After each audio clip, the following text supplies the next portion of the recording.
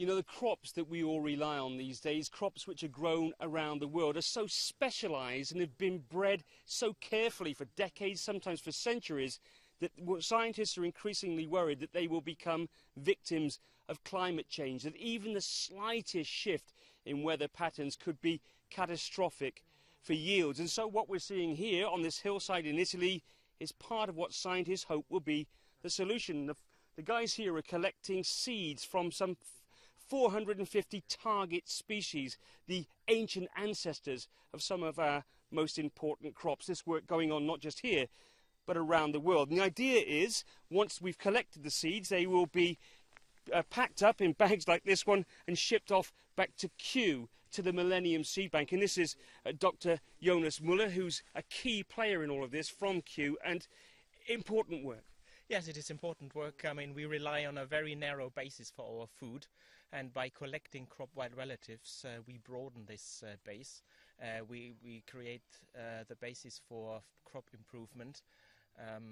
What is this? These are old genes, aren't they? Genes that have been around for millennia, but ones that we can use in the 21st century to improve our most important crops. Crop-wide relatives contain lots of characteristics that might help the crop adapt to future climate scenario. Yeah, might it be that they have a certain resistance against a pest, or they are drought tolerant, and this might help the crop to adapt to future climate conditions. And important finally to emphasise, as I said there, that this is a global exercise. This is not just in Italy. You're collecting seeds from around the planet.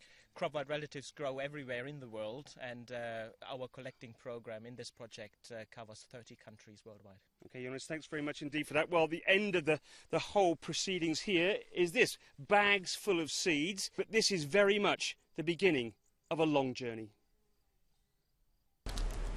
It's a journey which ends here at Kew's Millennium Seed Bank, and one of the first jobs is to make sure that the seeds they've got are good seeds, that they can germinate, and that's where these climate control rooms come into play.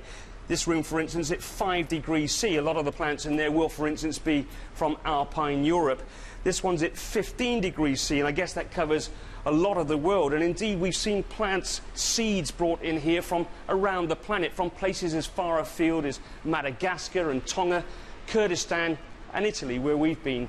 And what these scientists are doing is making sure that that germination process is going well, that the seeds brought in are viable. The idea is that in the end, the seeds, the good seeds, will be taken down to the cold storage in the vaults below us, where they will form this huge resource for plant breeders, scientific institutions around the world to come to do these experiments, to try to develop plants which will be good, which will deal with climate change, and which will safeguard our food supply into the future.